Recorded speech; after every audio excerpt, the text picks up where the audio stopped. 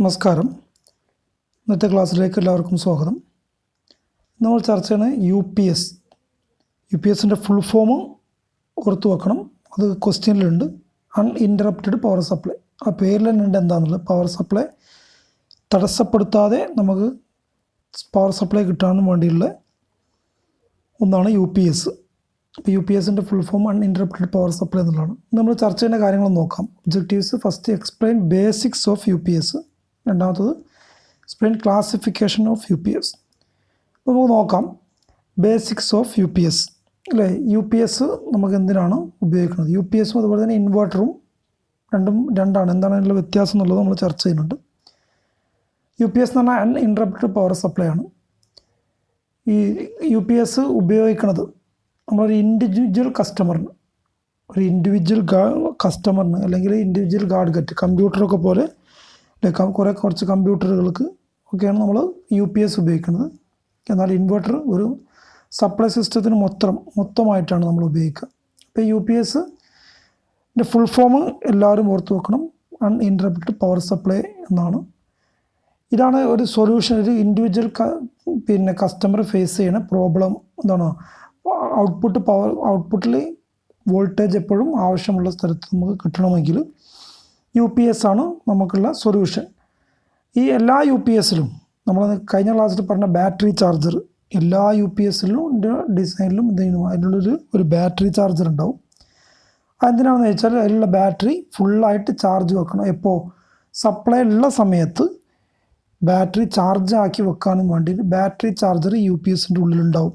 ഇപ്പോൾ കഴിഞ്ഞ ക്ലാസ്സിൽ പഠിച്ച ബാറ്ററി ചാർജർ ഒന്നും നമ്മൾ ഓർത്ത് വെക്കുക.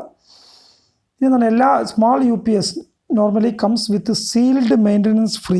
കഴിഞ്ഞ ക്ലാസ്സിൽ പറഞ്ഞതാണ്. SMF ബാറ്ററി ആയിരിക്കും ചെറിയ യു പി എസിൽ ഉപയോഗിക്കുക.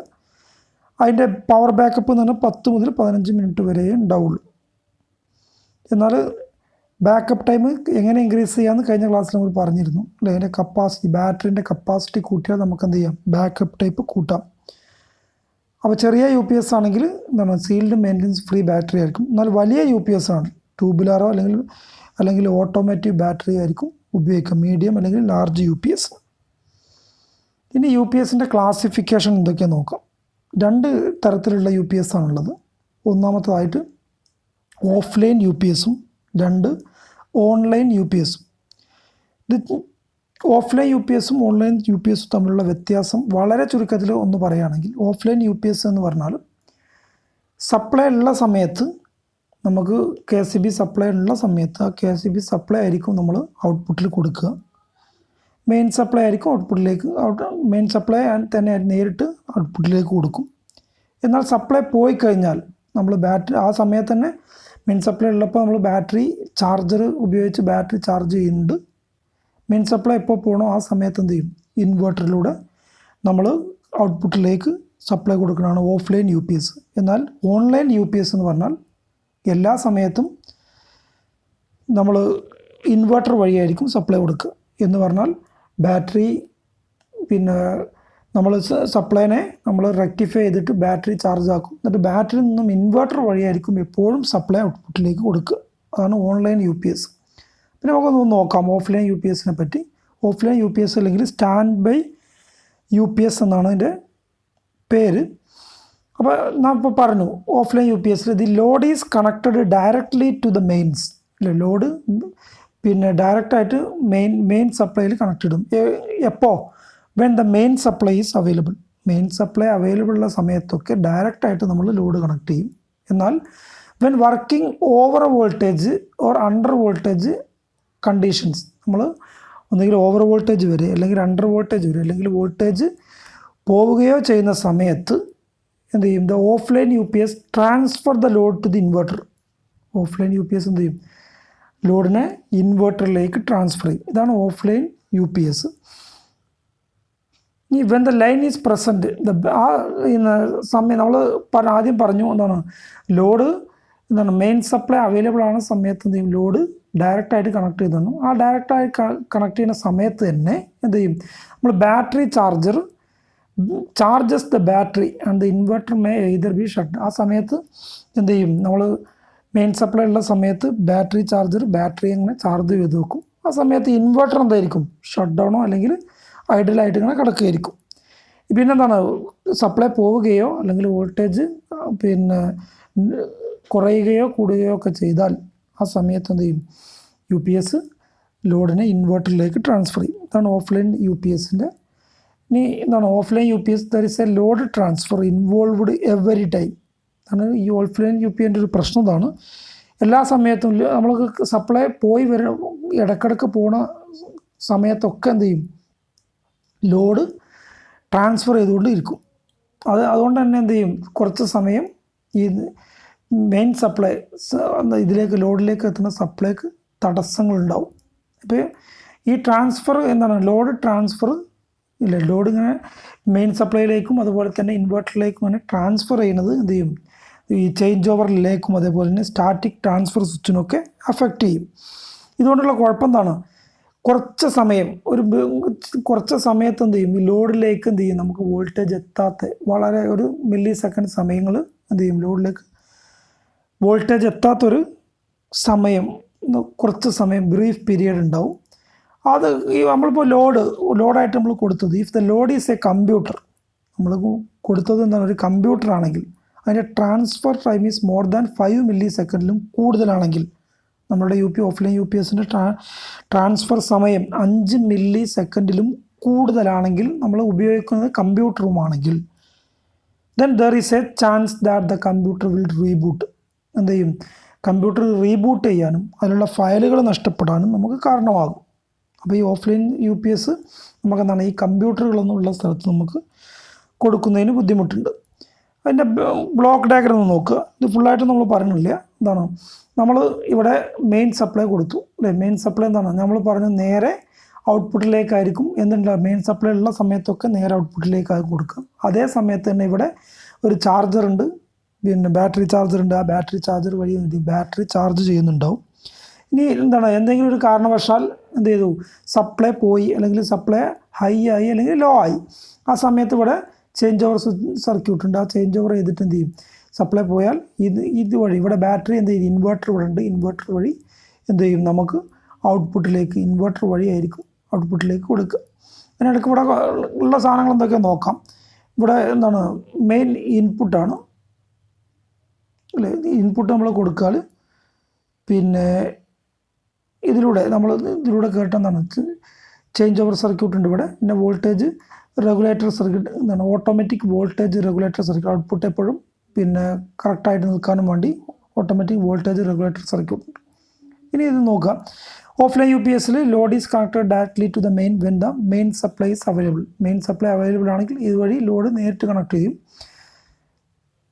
വർക്കിംഗ് ഓവർ വോൾട്ടേജോ അണ്ടർ വോൾട്ടേജോ അല്ലെങ്കിൽ വോൾട്ടേജ് പോവുകയോ ചെയ്യാൽ എന്ത് ചെയ്യും ലോഡ് ഇൻവെർട്ടറിലേക്ക് ഇവിടെ ബാറ്ററി ഇതേ സമയത്ത് ബാറ്ററി ഇവിടെ ചാർജ് ചെയ്യും. ബാറ്ററി ഇൻവെർട്ടറിലൂടെ ഇങ്ങോട്ട് പോവുകയാണ് ചെയ്യുക.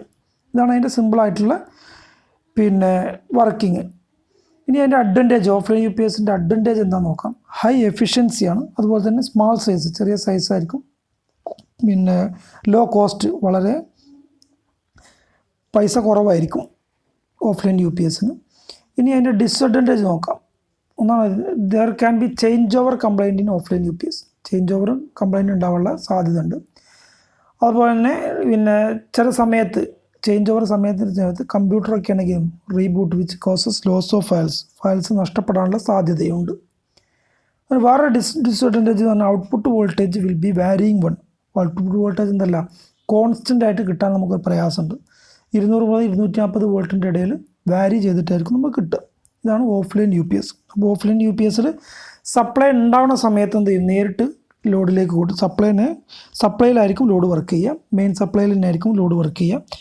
സപ്ലൈ പോവുകയോ അല്ലെങ്കിൽ സപ്ലൈ ഹൈ വോൾട്ടേജോ അല്ലെങ്കിൽ ലോ വോൾട്ടേജോ വരുന്ന സമയത്ത് എന്ത് ചെയ്യും പിന്നെ അതിൻ്റെ ഉള്ളിലെ ഓട്ടോമാറ്റിക് സിസ്റ്റം എന്ത് ചെയ്യും നമ്മൾ ബാറ്ററി അവിടെ ചാർജ് ചെയ്തിട്ടുണ്ടാവും. ആ ബാറ്ററി ഇൻവെർട്ടറിൽ വഴിയായിരിക്കും സപ്ലൈ പോകുന്ന സമയത്ത് ഇൻവെർട്ടറിലൂടെ സപ്ലൈ കൊടുക്കും. അപ്പോൾ ഇതാണ് ഓഫ്ലൈൻ യു പി എസിൽ. ഇനി ഓൺലൈൻ യു പി എസിൽ the inverter always supplies the load irrespective of whether main power is available or not. Main power ഉണ്ടെങ്കിലും ഇല്ലെങ്കിലും നമ്മളെന്താണ് ലോഡിലേക്കുള്ള സപ്ലൈ ഇൻവെർട്ടർ വഴിയായിരിക്കും കൊടുക്കുക എന്നുള്ളതാണ് ഓൺലൈൻ യു പി എസിൻ്റെ പ്രത്യേകത. അപ്പോൾ ഓൺലൈൻ യു പി എസും ഓഫ്ലൈൻ യു പി എസും തമ്മിലുള്ള വ്യത്യാസം നമ്മൾ പഠിച്ചു.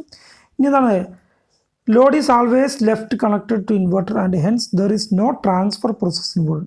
നമ്മൾ ഓഫ്ലൈൻ UPS പറഞ്ഞ പോലെ ഒരു ട്രാൻസ്ഫർ അങ്ങോട്ടും ഇങ്ങോട്ടും വരുന്നില്ല. ഇൻവെർട്ടറിലേക്കും അതുപോലെ തന്നെ മെയിൻ സപ്ലൈയിലേക്കും മാറുന്നൊരു പ്രവൃത്തി അവിടെ ട്രാൻസ്ഫർ അവിടെ വരുന്നില്ല എന്നുള്ളതാണ് ഇതിൻ്റെ അഡ്വാൻറ്റേജ്. ഇതിലെന്താണ്, നമ്മൾ മെയിൻ സപ്ലൈ ഉള്ള സമയത്ത് ഇത് ഈ മെയിൻ സപ്ലൈനെ റെക്ടിഫൈ ചെയ്യും. എന്നാൽ AC നമ്മൾ DC ആക്കും. എന്നിട്ട് എന്ത് ചെയ്യും, ബാറ്ററിക്ക് പാരലായിട്ടായിട്ട് കൊടുത്തത് അപ്പോൾ ആ ബാറ്ററി ചാർജ് ചെയ്തുകൊണ്ടിരിക്കും. ആ ബാറ്ററി ചാർജ് ചെയ്യുന്നതിന് നമ്മൾ എന്ത് ചെയ്യും, ഇൻവെർട്ടറിലേക്ക് എപ്പോഴും നമ്മൾ ബാറ്ററി ചാർജ് ചെയ്ത് ബാറ്ററിയിൽ നിന്നും എന്ത് ചെയ്യും, ഇൻവെർട്ടറിലൂടെ ആയിരിക്കും ലോഡിലേക്ക് എപ്പോഴും നമ്മൾ സപ്ലൈ കൊടുക്കുക.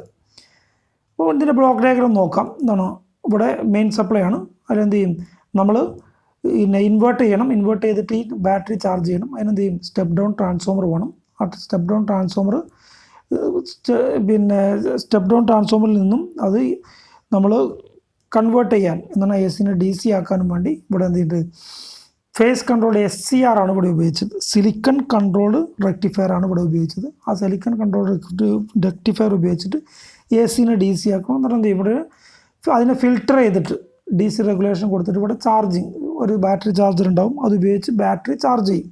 അതാണ് ഇവിടെ ആദ്യം നടക്കുന്നത്. എന്നിട്ട് ആ ബാറ്ററി ചാർജർ പിന്നെ ബാറ്ററിയിൽ നിന്നും നമ്മൾ എന്ത് ചെയ്യും, ഡിസ്ചാർജ് ചെയ്തിട്ട് അത് എന്ത് ചെയ്യും, DC ഫിൽട്രേഷനും റെഗുലേഷനും നടത്തിയിട്ട് ഇൻവെർട്ടറിലേക്ക് കൊടുക്കും.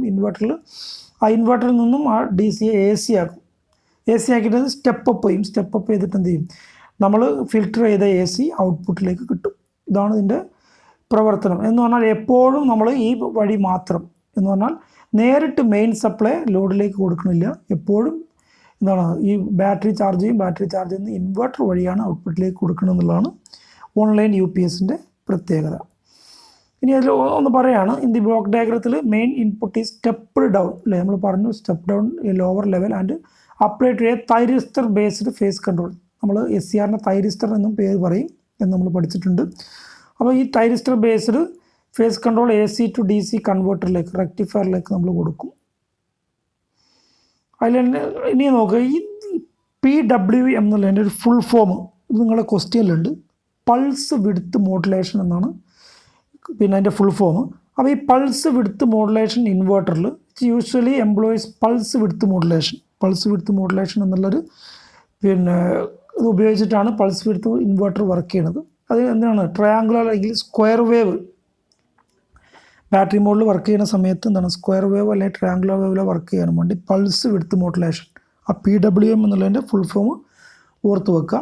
ഈ പിന്നെ ഔട്ട്പുട്ട് ഈസ് ഫിൽറ്റർഡ് ആൻഡ് ഇനി ഈ പൾസ് വിഡ്ത്ത് മോഡുലേഷനിലൂടെ കിട്ടിയ ഔട്ട്പുട്ട് ഫിൽറ്റർ ചെയ്ത് നമ്മൾ എന്ത് ചെയ്യും, പിന്നെ ലോഡിലേക്ക് കൊടുക്കും. ഈ പൾസ് വിഡ്ത്ത് മോഡുലേഷൻ എന്താണ്, switched in the frequency range 50 Hz depending on the power rating. നമുക്ക് പവർ റേറ്റിങ്ങിനെ ഡിപ്പെൻഡ് ചെയ്തിട്ട് എന്താണ്, ഏത് ഫ്രീക്വൻസി റേഞ്ച് നമുക്ക് പൾസ് വിഡ്ത്ത് മോഡുലേഷനിൽ ഇൻവെർട്ടർ വർക്ക് ചെയ്യാൻ പറ്റും. അപ്പോൾ PWM എന്നുള്ളതിൻ്റെ ഫുൾ ഫോം ഓർത്ത് വെക്കുക, അത് ക്വസ്റ്റ്യനിലുണ്ട്. ഇനി ഇതിൻ്റെ അഡ്വാൻറ്റേജ് എന്താണെന്ന് നോക്കുക, കോൺസ്റ്റൻറ്റ് ഔട്ട്പുട്ട് വോൾട്ടേജ് ആണ്. നേരത്തെ നമ്മൾ പറഞ്ഞു വാരിയിങ് ഔട്ട്പുട്ട് വോൾട്ടേജ് ആയിരിക്കും ഓഫ്ലൈൻ UPSൽ, ഇവിടെ കോൺസ്റ്റൻറ്റ് ഔട്ട്പുട്ട് വോൾട്ടേജ് ആണ്. അതുപോലെ free from change over problem. ഓഫ്ലൈനിലാണെങ്കിൽ ഇങ്ങനെ ചേഞ്ച് ഓവർ ചെയ്തുകൊണ്ടിരിക്കും മെയിൻ സപ്ലൈ, അതേപോലെ ഇൻവെർട്ടറിലേക്കും ഇങ്ങനെ ചേഞ്ച് ഓവർ ചെയ്തുകൊണ്ട് ഇവിടെ ഫുള്ളായിട്ടും ഇൻവെർട്ടറിലായതുകൊണ്ട് ചേഞ്ച് ഓവർ പ്രോബ്ലം ഇല്ല. അതുപോലെ തന്നെ കോൺസ്റ്റൻറ്റ് ചാർജിങ് കറണ്ട് കോൺസ്റ്റൻ്റ് ആയിരിക്കും. ഇതിൻ്റെ ഡിസ്അഡ്വാൻറ്റേജ് എന്താണെന്ന് ചോദിച്ചാൽ കോംപ്ലക്സിൻ്റെ ഡിസൈൻ ബുദ്ധിമുട്ടാണ്. അതുപോലെ തന്നെ എഫിഷ്യൻസി കുറവാണ്. പിന്നെ ഹയർ കോസ്റ്റ് കൂടുതലാണ്. ബിഗർ സൈസാണ്. അത് സ്ട്രെയിൻ ഓൺ ദ ബാറ്ററിയിലേക്ക് എപ്പോഴും സ്ട്രെയിൻ വന്നുകൊടുക്കും. എന്ന് പറഞ്ഞാൽ ബാറ്ററി ചാർജ് ചെയ്യും. ആ ചാർജ് ചെയ്ത സാധനം ഇൻവേർട്ട് ചെയ്തിട്ടാണ് എപ്പോഴും ഉപയോഗിക്കുന്നത്. അതുകൊണ്ട് തന്നെ ബാറ്ററിയിൽ സ്ട്രെയിൻ കൂടുതലായിരിക്കും. ഇത്രയുമാണ് ഇതിൽ പറയാനുള്ളത്. അപ്പം നമ്മൾ ചർച്ച ചെയ്ത കാര്യം ഒന്ന് UPSൻ്റെ ബേസിക് ആയിട്ടുള്ള കാര്യം നമ്മൾ പറഞ്ഞു. ഇതെന്താണ്, ഇത് ഇൻഡിവിജ്വൽ ആയിട്ടുള്ള ഗാഡ്ഗറ്റിനാണ് നമ്മൾ ഉപയോഗിക്കുക.